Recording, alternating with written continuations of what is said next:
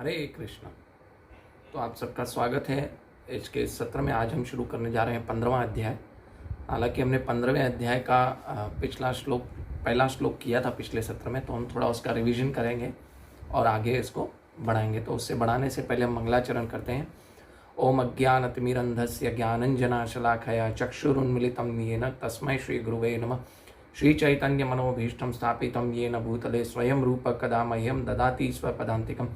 वन्देऽहं श्रीगुरु श्रीयुतपदकमलं श्रीगुरून् वैष्णवांश्च श्रीरूपं साग्रजातं सगण रघुनाथान्वितं तं सजीवं साद्वैतं सावधूतं परिजनसहितं श्रीकृष्णचैतन्यदेवं श्रीराधाकृष्णपादां श्रीललिता विशाखान्वितांश्च। हे कृष्ण करुणा सिन्धु दीनबन्धु जगत्पते गोपेश गोपिका कान्ता राधा कान्ता नमस्तुते। तप्त कांचन गौरंगी राधे वृंदावनेश्वरी ऋषभानुसुते देवी प्रणमामि हरिप्रिय। वाञ्छाकल्पतरुभ्यश्च कृपा सिन्धुभ्यैव च पतितानां पावनेभ्यो वैष्णवेभ्यो नमो नमः। जय श्री कृष्ण चैतन्य प्रभु नित्यानंद श्री अद्वैत गदाधरा श्रीवासदि गौर भक्त वृंद। हरे कृष्ण कृष्ण कृष्ण हरे हरे, हरे राम राम राम हरे हरे, हरे कृष्णा। तो आप सबका स्वागत है। आज हम शुरू करने जा रहे हैं 15वां अध्याय। हालांकि हमने पिछले सत्र में 15वां अध्याय शुरू कर दिया था, लेकिन हम फिर से पहला श्लोक का रिवाइज करेंगे, थोड़ा रिफ्रेश करेंगे और फिर हम आगे दूसरे श्लोक से बढ़ेंगे। 15वें अध्याय का नाम है पुरुषोत्तम योग। तो भगवान ने पहले श्लोक में क्या कहा, पहले तो हम समझते हैं कि 15वें अध्याय में भगवान क्या बात कर रहे हैं। 15वां अध्याय एक्चुअली छोटा है, और छोटा है मतलब भगवान ने छोटे से 20 श्लोकों में पूरे वेदों का सार बताया है। तो अगर आप सब कुछ नहीं पढ़ सकते हो, सारे वेद नहीं पढ़ सकते, भगवत गीता भी पूरी नहीं पढ़ सकते, सिर्फ 15वां अध्याय पढ़ा और उसको समझ लिया तो हम अपने जीवन में सफल हो सकते हैं। तो भगवान क्या बता रहे हैं इस 15वें अध्याय में। पहले भगवान बता रहे हैं 1 से 5 श्लोक में भगवान बताएंगे कि ये संसार क्या है और इस संसार से कैसे निकला जा सकता है। फिर 6 से 20वें श्लोक में भगवान बताएंगे कि इस संसार से निकलने का तरीका क्या है, और इस संसार के निकलने बाद भगवान धाम जाएंगे तो भगवान धाम कैसा है वो बताया है। भगवान ने ये सब सारी चर्चा की है। तो पहले बताएं कि भगवान ने हम कहाँ हैं, दूसरा हमें कहाँ जाना है, तीसरा जहाँ जाना है वो जगह कैसी है, और चौथा वहाँ कैसे जाना है। तो ये सब सारी वस्तुएं भगवान ने इस अध्याय में बताई है, जिसको बोलते हैं संबंध, अभिधेय और प्रयोजन। यानी संबंध यानी हमारा भगवान के साथ संबंध क्या है, अभिधेय मतलब उस संबंध को फिर से कैसे स्थापित करना है, और प्रयोजन यानी संबंध स्थापित करने के बाद भगवान को प्रेम कैसे करना है, भगवान का प्रेम कैसे प्राप्त होगा। तो भगवान ने एक्चुअली इन 3 चीज़ों को विस्तार से 20 श्लोकों में, या कहें तो संक्षेप में 20 श्लोकों में वेदों का सार बताया।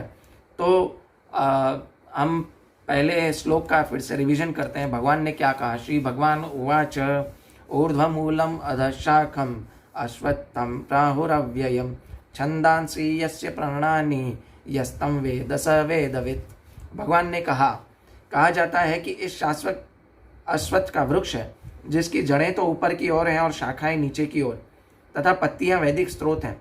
जो इस वृक्ष को जानता है वह वेदों का ज्ञाता है। अभी भगवान क्या बता रहे हैं इस श्लोक में एक्चुअली, कि एक वृक्ष है वो उल्टा है। भगवान बता रहे हैं एक अश्वत्थ का वृक्ष है और वो उल्टा है। और वो उल्टा क्यों है, क्योंकि वो हमारी इच्छाओं की वजह से उल्टा है हमारी। और इस अश्वत्थ वृक्ष का क्या है, उस अश्वत्थ वृक्ष की तुलना किस कर रहे हैं कि अश्वत्थ का वृक्ष है एक बरगद का पेड़, है ना। इस संसार की रचना, इस संसार को भगवान अश्वत्थ का वृक्ष के साथ कर रहे हैं।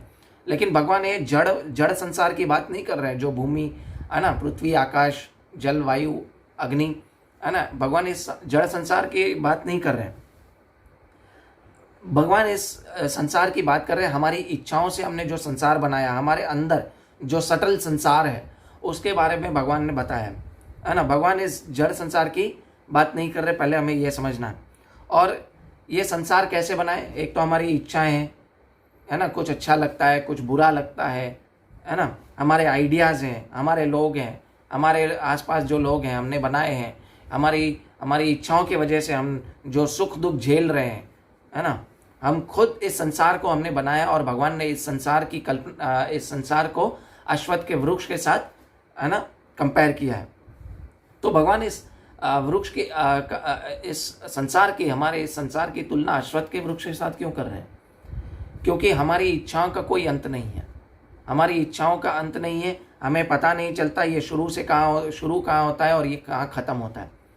तो हमारे इस संसार की जो रचना है, इसलिए भगवान ने इसकी तुलना अश्वत्थ के वृक्ष के साथ की है, क्योंकि हमें पता नहीं इसकी जड़ें कहाँ हैं, इसका मूल कहाँ है, इसकी शुरुआत कहाँ से हुई, हमें इन सब का कुछ पता नहीं होता है।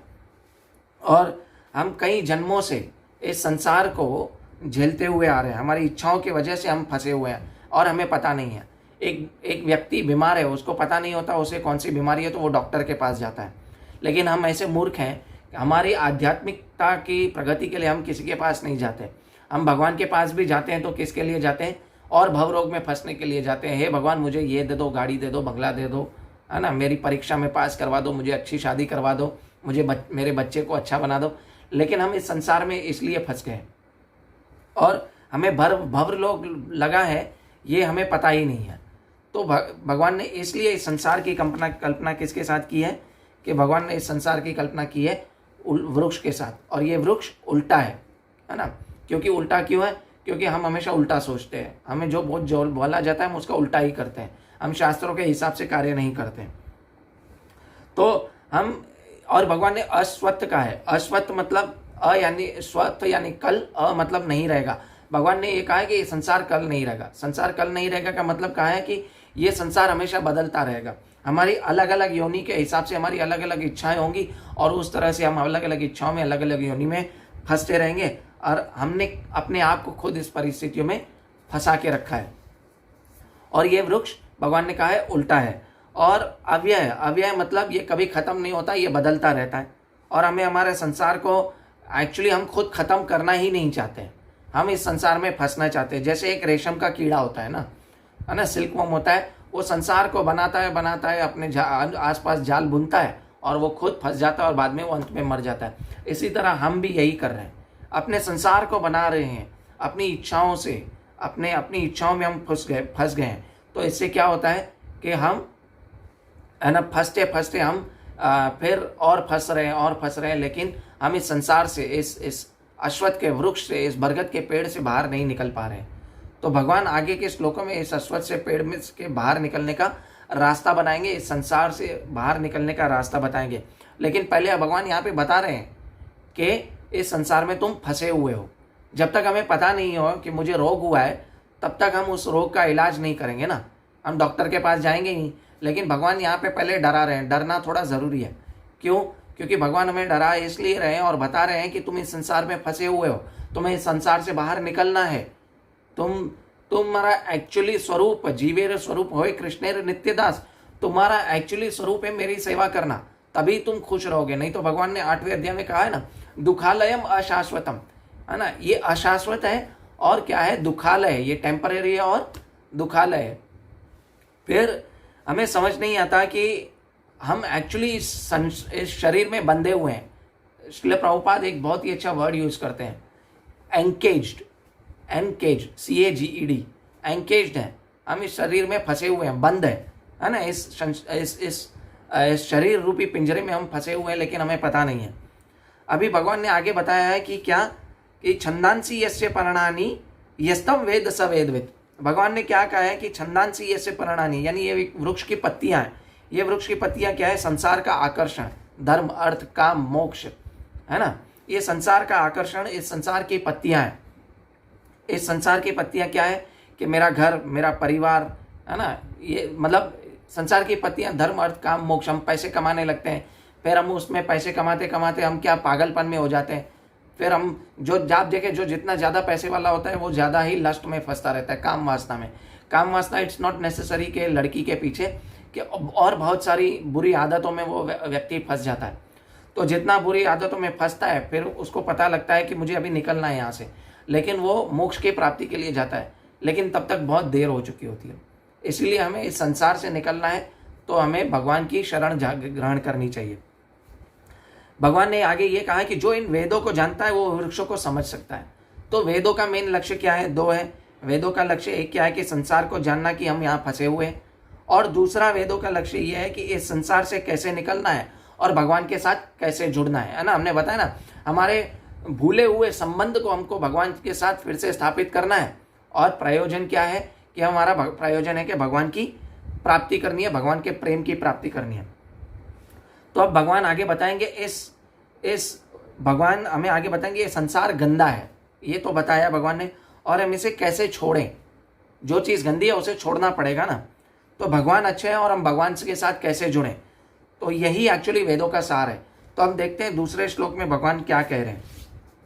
पहले हम इसका एक छोटा सा पैराग्राफ पढ़ लेते हैं तात्पर्य में। बहुत बड़ा तात्पर्य, हालांकि मैंने आपको सब कुछ सार निचोड़ के बता दिया इस तात्पर्य का, लेकिन बता रहा हूँ मैं आपको इस तात्पर्य। इस भौतिक जगत के बंधन की तुलना अश्वत्थ के वृक्ष के की गई है, जो सकाम कर्मों में लगा है। इस वृक्ष का कोई अंत नहीं है, एक शाखा से दूसरी शाखा और दूसरी से तीसरी शाखा में घूमता रहता है। इस जगत रूपी वृक्ष को कोई अंत नहीं है। जो इस वृक्ष के आसक्त होता है वो मुक्ति की संभावना नहीं है। देखिए श्रील प्रभुपाद भी बता रहे हैं, जो इस वृक्ष से संसार से आसक्त है उसके लिए मुक्ति की कोई संभावना नहीं है। वैदिक स्रोत आत्म उन्नति के लिए है, जो इस वृक्ष के पत्ते हैं, और इस वृक्ष की जड़ें ऊपर की ओर हैं और ब्रह्मांड के सर्वोच्च लोक से प्रारंभ होती है जहाँ ब्रह्मा स्थित है। यदि कोई मोह रूपी अविनाशी वृक्ष को समझ लेता है तो वह इसे बाहर निकल सकता है। यानी हम ऊपर से नीचे घूमते रहेंगे, पुण्य कर्म करेंगे तो उच्चतर लोकों में जाएंगे और पाप कर्म करेंगे तो नीचेतर लोक में जाएंगे। ये वृक्ष की जड़ें ऊपर हैं, क्योंकि ये जड़ें ऊपर क्यों हैं? क्योंकि ये वृक्ष उल्टा है ना, पानी में उल्टा दिखता है ना वो वृक्ष। ये उल्टा वृक्ष कहाँ दिखता है? पानी में दिखता है। तो ये हम एक्चुअली इस पानी में हम एक आम का पेड़ है नदी के किनारे, और हम नदी में आम को देख रहे हैं और डुबकी लगा के आम लेने की कोशिश कर रहे हैं, लेकिन आम हमारे हाथ में नहीं आता। क्यों नहीं आता? क्योंकि वो एक्चुअल आम जो है वो वहाँ पानी में नहीं है ना, वो उल्टे वृक्ष में नहीं है। वो एक्चुअल तो जो जहाँ प्रतिबिंब है इस वृक्ष में, इस वृक्ष में नहीं है, यहाँ पे नहीं है। तो ये पानी जो है, पानी में उल्टा वृक्ष है। तो इसके लिए हमें क्या है कि हमें ये संसार को समझना बहुत ज़रूरी है। तो अभी भगवान दूसरे श्लोक में क्या बता रहे हैं कि इस वृक्ष की शाखाएं ऊपर से नीचे फैली हुई हैं और प्रकृति के 3 गुणों द्वारा पोषित है। इसकी टहनियाँ इंद्रिय विषय है और इस वृक्ष की जड़ें नीचे की ओर भी जाती हैं, जो मानव समाज के सकाम कर्मों से बंधी हुई हैं। अभी भगवान यहाँ पे क्या बता रहे हैं कि वृक्ष बड़ा होता है, जितना बड़ा होता है उतना ज़्यादा कॉम्प्लेक्स होता जाता है। हमारी इच्छाएं जितनी ज़्यादा हैं उतने ज़्यादा हम कॉम्प्लेक्स होते जाते हैं, उतने ज़्यादा हम कन्फ्यूजन में होते जाते हैं। और भगवान ने यहाँ पे क्या कहा है कि ये वृक्ष की जो है ना पोषित किससे होते हैं? प्रकृति के 3 गुणों द्वारा पोषित होते हैं। हमने 14 अध्याय में देख लिया था ना, प्रकृति के 3 गुणों के पोषित कैसे होते हैं। सतोगुण में होते हैं तो हम सुख और शांति का अनुभव करते हैं, लेकिन हम उसके सुख और ज्ञान के भवबंधन में फंसे रहते हैं। दूसरा, रजोगुण में होते हैं तो हमारी इच्छाओं में हम फंसते हैं, उसके लिए कर्म करते हैं और हम कर्म के बंधनों में फंसते रहते हैं वो इच्छाओं को पूरा करने के लिए। और 14 अध्याय के 8वें श्लोक में भगवान ने क्या बताया कि जो व्यक्ति तमोगुणी होता है वो व्यक्ति पागलपन, आलस और निद्रा में फंसा रहता है। उसे कुछ पता ही नहीं होता, कुछ ज्ञान ही नहीं होता कि वो क्या कर रहा है। तो ये वृक्ष क्या है? ये 3 गुण जो है वृक्ष का पानी है ना, ये पानी से ही वृक्ष पोषित होता है ना। तो ये 3 गुण है, इसकी टहनियाँ जो पोषित हो रही है वो 3 गुणों से पोषित हो रही है। तो ये 3 गुण है, वो 3 गुण है जो वृक्ष का पानी है। और कभी हमें उससे ऊपर जाते हैं तो कभी नीचे आते हैं। क्यों आते हैं? क्योंकि हम अपने मन से बनाए हुए संसार में चलते रहते हैं। तो हम कभी पुण्य करेंगे, तथाकथित पुण्य करेंगे तो हालांकि ऊपर के लोक में जाएंगे। अगर वहाँ पे हमने भगवान की भक्ति नहीं की तो हम वापस नीचे गिरेंगे और वापस इस भूलोक में आएंगे। अगर हमने पाप कर्म किए तो हम नीचे के लोकों में जाएंगे, है ना। तो इसीलिए भगवान श्री कृष्ण बोल रहे हैं कि आ ब्रह्म भुवानु लोका पुनरावर्तिनो अर्जुन माम उप्यति कौन्तेय पुनर्जन्म विद्यते। अगर आप मेरी शरण में आओगे तो आपका पुनर्जन्म नहीं होगा। अदरवाइज ये क्या है? उच्चतर लोक से लेके निम्नतर लोक में क्या है? सब दुखों का सागर है और इसमें सिर्फ और सिर्फ जन्म मृत्यु का चक्कर ही मिलता रहता है और कुछ नहीं मिलेगा आपको। ये आपको एक और चीज है कि इस वृक्ष का हमें पता क्यों नहीं चलता, है ना। भगवान ने क्या बताया? इस वृक्ष का हमें पता नहीं चलता और ये हमारे मन से बनाया हुआ संसार है, इसीलिए हमें इस वृक्ष का पता नहीं चलता।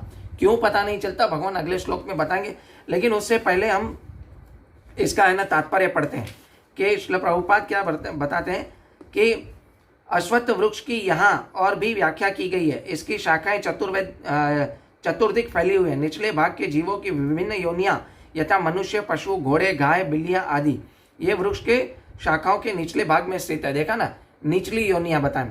और लेकिन ऊपरी भाग के जीवों की योनियां यथा देव, गंधर्व, अन्य बहुत सी उच्चतर योनियां हैं। यानी आप भी इंद्र बन सकते हो। अभी इंद्र एक पोजीशन है, ठीक है, जैसे प्राइम मिनिस्टर एक पोजीशन है और अभी हमारे इंडिया का प्राइम मिनिस्टर कौन है? नरेंद्र मोदी। उसी तरह इंद्र एक पोजीशन है। हमारे इस मनवंतर का जो इंद्र है वो पुरंदर है ना। आप भागवतम पढ़ेंगे, सब इंद्रों का नाम लिखा हुआ है।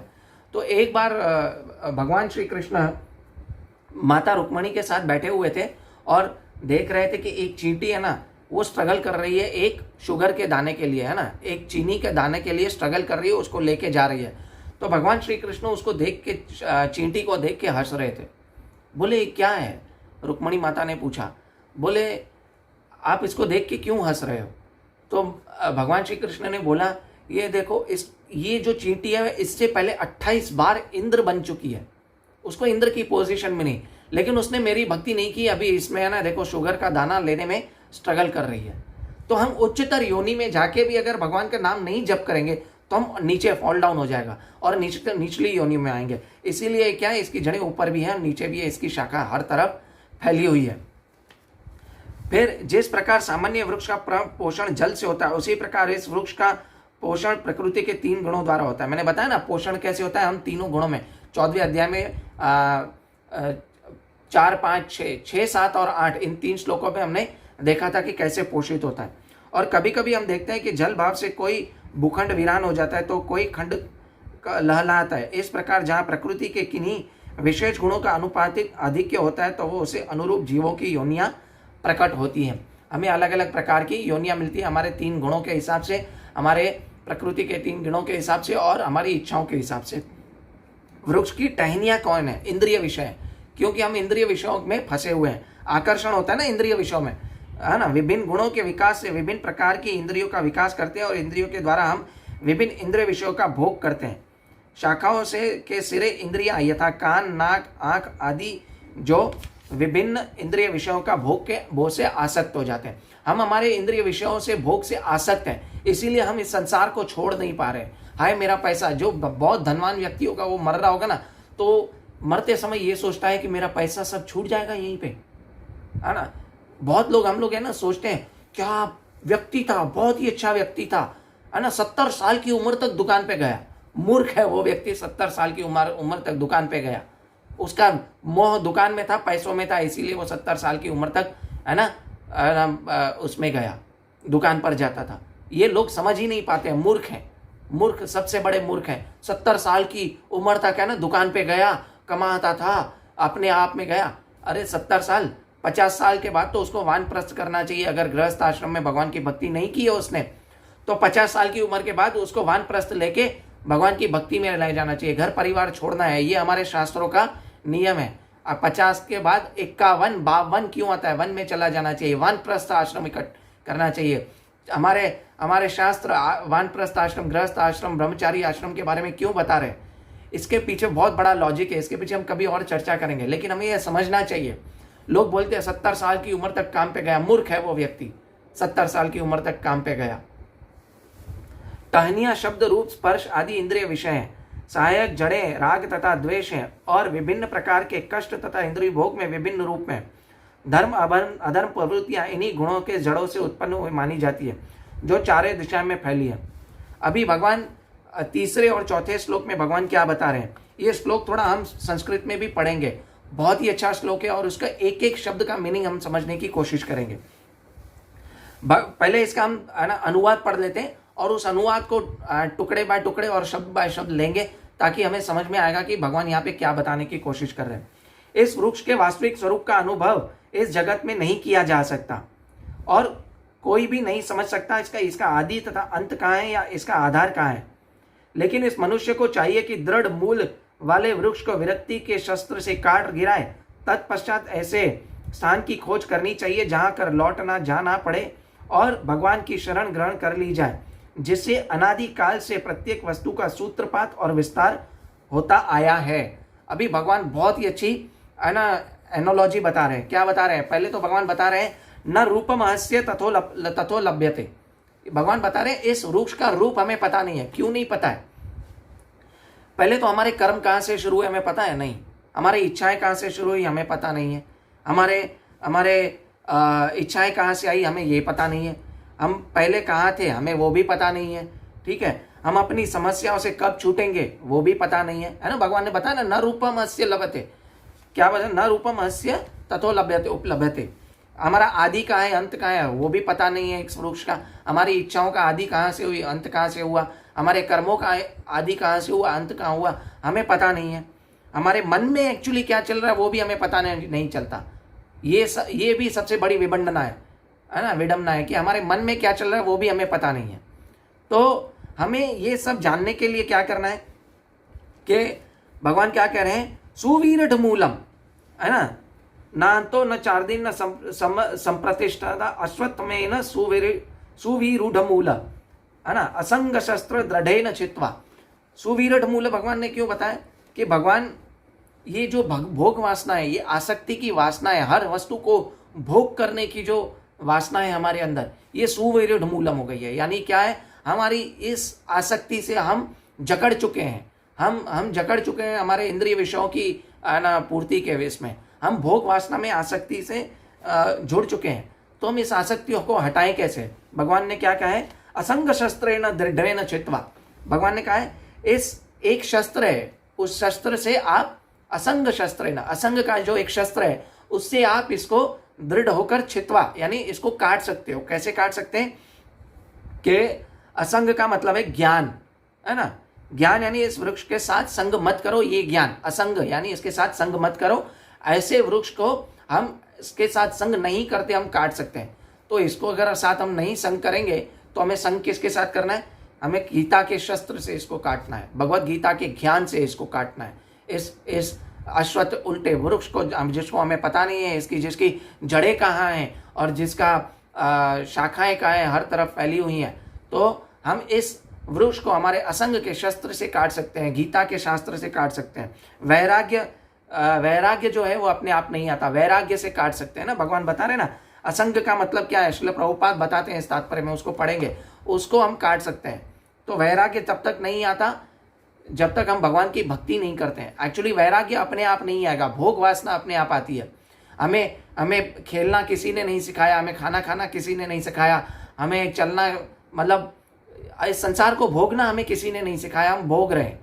एक्चुअली भगवान परम भोक्ता है, भोक्ता राम यज्ञ तपसम सर्वलोक महेश्वरम।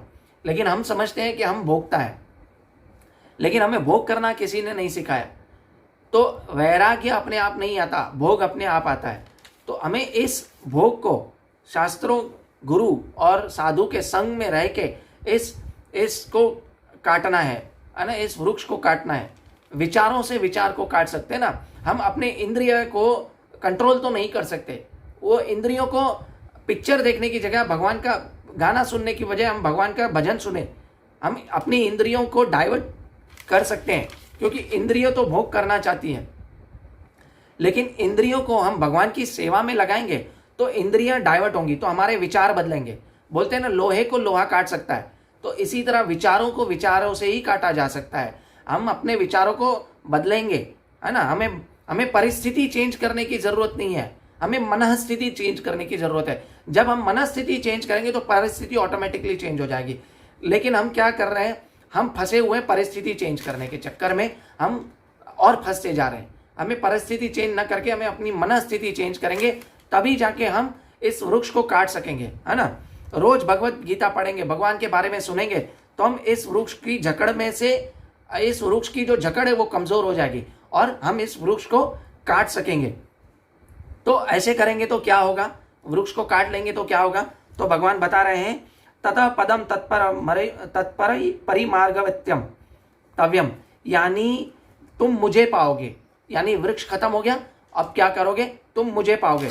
अब भगवान को पाने के बाद क्या होगा, यस्मिन गता न निवर्तन्त भूयः। भगवान ने बता रहे हैं ना इस श्लोक में, यस्मिन गता न निवर्तन्ति भूयः, यानी तुम मेरे पास आओगे ना तो फिर वापस इस भौतिक संसार में लौट के नहीं आओगे। तुम एक बार सुखी हो जाओगे मेरी सेवा करते समय, तो तुम इस एक बार पेड़ को खत्म कर दोगे, मेरे पास आओगे साधु शास्त्र और साधु शास्त्र का संग करके, है ना, गुरु साधु और शास्त्र का संग करके तुम इस वृक्ष को काट सकोगे, तुम अपनी मनस्थिति चेंज करोगे, विचारों को विचारों से काट सकोगे, तुम इस वृक्ष को काट सकोगे, तभी जाके तुम मेरे पास आओगे, और मेरे पास आओगे तो तुम क्या करोगे, वापस इस संसार में नहीं लौट पाओगे।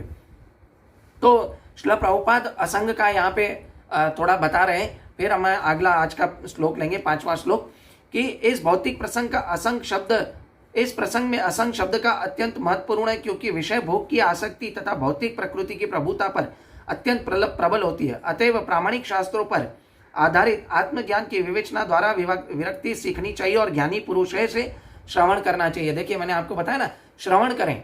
श्रवण करने से क्या होता है, हमारी भक्ति जो है श्रवण से ही स्टार्ट होती है।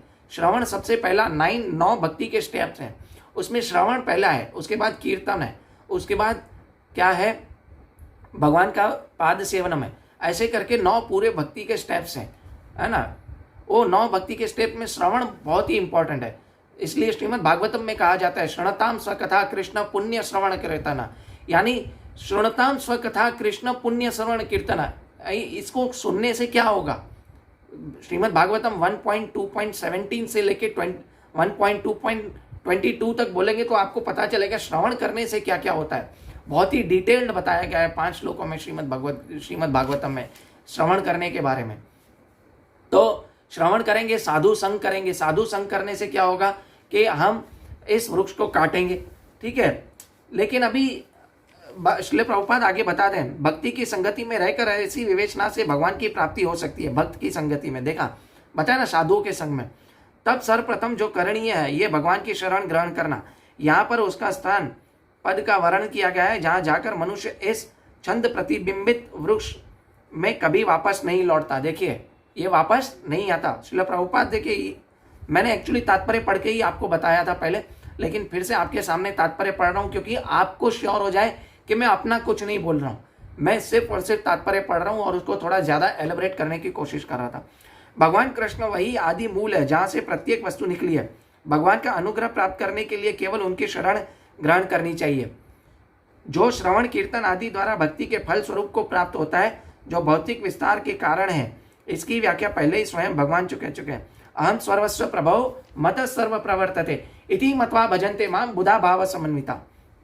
भगवान कह रहे हैं कि मैं प्रत्येक वस्तु का उद्गम हूं। अतएव इस भौतिक जीवन की प्रबल अश्वत्थ के वृक्ष के बंधन से छूटने के लिए कृष्ण की शरण ग्रहण करनी चाहिए। कृष्ण की शरण करते हुए मनुष्य स्वतः ही इस भौतिक विस्तार से विलग हो जाता है ना। भगवान की शरण ग्रहण करेंगे तो हम स्वतः ही भौतिक विस्तार से, भक्ति एक बहुत ही सुंदर वस्तु है, सुंदर क्रिया है करने के लिए। अगर हम ये करते रहेंगे, रेगुलरली सुनेंगे, साधु शास्त्र का संग करेंगे, तो हम क्या करेंगे कि हम, है ना, भगवान की शरण ग्रहण करेंगे और वापस इस जगत में नहीं आएंगे। तो अभी प्रश्न ये उठता है कि साधु शास्त्र और उनके संग में ऐसा क्या है जो हम इस वृक्ष को काट सकते हैं, ऐसा प्रोसेस क्या है ना, शुरू कहाँ से करें। तो भगवान अगले श्लोक में बताते हैं, 15वें अध्याय के इस 5वें श्लोक में भगवान क्या बता रहे हैं, निर्माण मोहा जित संग दोषा आध्यात्म नित्या विनिवृत्त कामा द्वंद्वेर मुक्ता सुख दुख संगे गच्छन्त विमूढ़ा पदमव्ययम तत्, गच्छन्त अमूढ़ा पदमव्ययम तत्। तो जो झूठी प्रतिष्ठा, मोह तथा कुसंगति से मुक्त है, जो शाश्वत तत्व को समझते हैं, जिन्होंने भौतिक काम को नष्ट करने दिया है, जो सुख तथा दुख के द्वंद्व से मुक्त है और जो मोह रहित होकर परम पुरुष की शरणागत होना जानते हैं, वे शाश्वत राज्य को प्राप्त करते हैं। शाश्वत राज्य क्या है? भगवान का धाम। तो भगवान यहाँ पे बता रहे हैं निर्माण मोह जित संग दोषा, यानी पहले भगवान ये बता रहे हैं, पहले तो इस श्लोक में क्या है, शरणागति की बात की गई है। शरणागति होंगे तो क्या होगा, निर्माण मोह जित संग दोषा, यानी निर्माण मोह यानी हमारे मन में कोई भी फॉल्स ईगो नहीं रहेगा। कौन सा फॉल्स ईगो? कि हम किसी की शरणागति लेते हैं। सपोज हम भगवान शरणागति बताई है बारे में, इस श्लोक के बारे में बताया, हम शरणागति लेंगे तो हमें अपना अहंकार छोड़ना पड़ेगा, तो ही हम शरणागति ले सकते हैं ना। जैसे हमें किसी को गुरु बनाना है, तो गुरु बनाने के लिए हमारे पोते अपने आइडियाज़, हमें अपने आप के फॉल्स ईगोस छोड़ने पड़ेंगे, तभी जाके हम किसी के शरणागत होंगे। अगर हम हमारे फॉल्स ईगोस हमारे अंदर हैं तो हम किसी के शरणागत कभी नहीं हो सकते। पूरी जिंदगी ट्राई करेंगे तो भी नहीं हो सकते। तो हमें किसी की शरणागत होना है, साधु शास्त्र भगवान की शरणागत होना है, तो हमें क्या, हमारा फॉल्स ईगो छोड़ना चाहिए। फॉल्स ईगो क्या है कि मैं ये शरीर हूँ, मैं इस जगत का स्वामी हूँ, है ना। हम अपने आप को स्वामी मान बैठते हैं। मैं इंडियन हूँ, मैं पाकिस्तानी हूँ, मैं हिंदू हूँ, मैं मुस्लिम हूँ, मैं क्रिश्चियन हूँ, मैं ईसाई हूँ, मैं सिख हूँ। ये फॉल्स ईगो हमें छोड़ना है। हमारा राइट ईगो हमें लेना है। असली अच्छा अहंकार वो क्या है कि मैं आत्मा हूँ, ये शरीर नहीं हूँ। ये तब पता चलेगा जब हम अपना फॉल्स ईगो त्यागेंगे, है ना। अहंकार नष्ट करने के लिए का मतलब है कि जो इस वृक्ष को हमने बनाया है ना, अपने संसार को, जो सटल संसार हमने अपने अंदर बना के रखा है, उस वृक्ष की उपज हमें पता होनी चाहिए कि अच्छी नहीं है। ये वृक्ष अच्छा नहीं है, ये वृक्ष गंदा है, हमें ये समझ आना चाहिए। तो हमें इस फॉल्स ईगो को छोड़ना चाहिए और हमें एक्चुअली अपने आप को स्वामी मान बैठे। और दूसरा, जो लोग इस संसार को अपने ऊपर मानता है, संसार से अपने आप को ऊपर मानता है, यानी अपने अपने अपने आप को इस संसार जो भगवान से ऊपर मानता है, तो वो भगवान की शरण कभी ग्रहण नहीं कर सकता। और अपने संसार में, ये अहंकार में, ये पता नहीं होता उसको कि वो फंस चुका है। जैसे मैंने आपको पहले बताया ना, एक रोगी को पता नहीं है उसे क्या रोग है और वो डॉक्टर के पास नहीं जाएगा तब तक उसे पता नहीं चलेगा कि उसे क्या रोग हुआ है। उसी तरह हमें भव रोग हो चुका है, हमें पता नहीं है। तो हम इस संसार में फंसे हुए हैं अपने आइडियाज से, अपने झूठे अहंकार से, अपनी वस्तुओं से, अपने बैंक बैलेंस में, अपने हर वस्तु में, अपने आइडियाज में हम फंसे हुए हैं, हमें पता नहीं चलता। तो हम जब तक शरणागत नहीं होंगे, अपने झूठे अहंकार को छोड़ेंगे नहीं, तब तक हम शरणागत नहीं हो सकते। अहंकार से क्या उत्पन्न होता है? मोह उत्पन्न होता है। अपनी आइडियाज जब तक नहीं छोड़ेंगे तब तक ये मोह छूटेगा नहीं। तो भगवान कह रहे हैं अगर आपने मेरी शरणागत हो गई तो क्या होगा? जित संग दोषा। जित संग दोषा का मतलब यह है कि हम इस वृक्ष का जो संग करने के जो दोष हैं, वो सारे दोष खत्म हो जाएंगे, है ना। काम, क्रोध, लोभ, मोह, मद, मत्सर्य, ये सब खत्म हो जाएंगे। जित संग दोषा यानी आत्मा को अगर देखा जाए, हम आत्मा है ना, we are not those body, we are soul. तो हम आत्मा है, तो हम इस आत्मा को इस वृक्ष से कोई लेना देना नहीं है। इस आत्मा को तो इस आत्मा को तो इस सुख दुख से भी कुछ लेना देना नहीं है। इस आत्मा को अच्छे बुरे से कुछ लेना देना नहीं है। आत्मा तो नित्य है। तो जब हमें ये सब पता चल जाता है तो हम क्या है, हमें ये पता लगता है कि अब तक हम जो करते आ रहे थे वो सब मूर्खता थी हमारी। हमने अपना संसार ऐਵੇਂ ही बना के रखा था, उसका कोई ये नहीं था, कोई बेस ही नहीं था। तो भगवान क्या बता रहे हैं इसके बाद? आध्यात्म नित्या विनिवृत्त कामा। फिर हम आध्यात्म की ओर आगे बढ़ेंगे। फिर अध्यात्म का मतलब ये समझना है कि ये मेरे लिए, यानी आत्मा के लिए क्या अच्छा है, आत्मा के लिए क्या बुरा है, वो समझ में आना चाहिए। हम इस शरीर के स्तर से ऊपर उठ जाएंगे तो हमें पता चल जाएगा कि इस वृक्ष से ऊपर उठने का, उस वृक्ष के स्तर से ऊपर उठ जाएंगे और हम आध्यात्म नित्य निवृत्त कामा, यानी हम आध्यात्म की बात करते रहेंगे। हम द्वंद्व से मुक्त हो जाएंगे, हम सुख दुख से मुक्त हो जाएंगे और फिर हम मूर्ख नहीं बनेंगे, मूर्ख नहीं बने रहेंगे। मूर्ख नहीं बने रहेंगे का मतलब क्या है? गच्छन्ति अमूढ़ा। भगवान ने क्या बताया कि गच्छन्ति अमूढ़ा, हम मूर्ख नहीं बने रहेंगे। तो भगवान ने ऐसा क्यों नहीं बना कि तुम बुद्धिमान बन जाओगे? भगवान ने ऐसा क्यों बोला कि तुम मूर्ख नहीं रहोगे? तो भगवान ने ये इसलिए नहीं बोला क्योंकि भगवान ने अभी अपने बारे में बताया नहीं है। जब भगवान अपने बारे में बताएंगे तो हम बुद्धिमान बनेंगे, है ना। अभी तक हमें इस संसार रूपी वृक्ष को, अपने वृक्ष के बारे में पता चला जो हमने बताया। तो अभी भगवान जो इस वृक्ष को छोड़ता है, पर अभी उसको छोड़ने के बाद उसको क्या करना है ना, तो भगवान वो आगे अगले श्लोकों में बताएंगे जो हम बाद में करेंगे। लेकिन इससे पहले मुझे इस पूरे इसमें से एक एनोलॉजी याद आ रही है।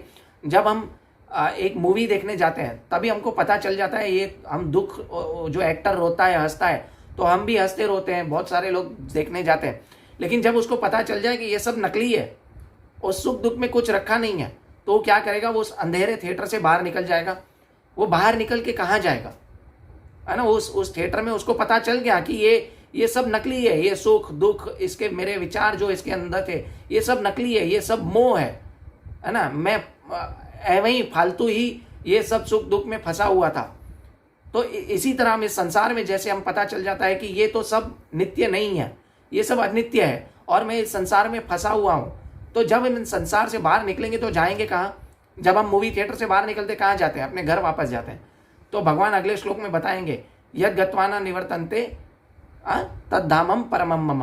भगवान बताएंगे कि क्या बताएंगे भगवान के इस संसार में जो आता है, जो मेरे पास आता है, न तद्भास्यते न सूर्यो न शशांक न पावक यद गत्वाना निवर्तन्ते तद्धामम परमम मम। तो कहाँ जाएंगे? भगवान के घर जाएंगे। और भगवान के घर जाके हमें क्या करना है ये हम अगले सत्र में बताएंगे। तो 5 श्लोक आज हमने किए। अगले सत्र में हम कोशिश करेंगे कि इस अध्याय को खत्म करें, क्योंकि इस अध्याय में सिर्फ और सिर्फ 20 श्लोक हैं। तो अगले 15 श्लोक हम अगले सत्र में खत्म करेंगे, क्योंकि पहले 5 श्लोक ये समझना बहुत ही ज़रूरी था, तभी हमें अगले जो 15 श्लोक है वो समझ में आएंगे। ठीक है, तो हरे कृष्णा। मैं अभी यहाँ पे अनुमति लेता हूँ आपसे, अपनी वाणी को विराम देता हूँ। और कृपया मुझसे कुछ भी भूल हो गई तो उससे क्षमा करें, और ये ज़्यादा से ज़्यादा लोगों को शेयर करें, ताकि भगवद गीता का नॉलेज, श्रील प्रभुपाद का मिशन हर जगह पे फैले और सब इस संसार से छूट के भगवान के हम वापस जा सकें। हरे कृष्णा। वाञ्छाकल्पतरुभ्यश्च कृपा सिन्धुभ्यैव च पतितानां पावनेभ्यो वैष्णवेभ्यो नमो नमः। अनंत कोटि वैष्णव वृंद की जय। श्रील प्रभुपाद की जय। निताई गौर प्रेमानंदे हरि हरि बोल। कृपया इसको शेयर करना ना भूले। हरे कृष्णा।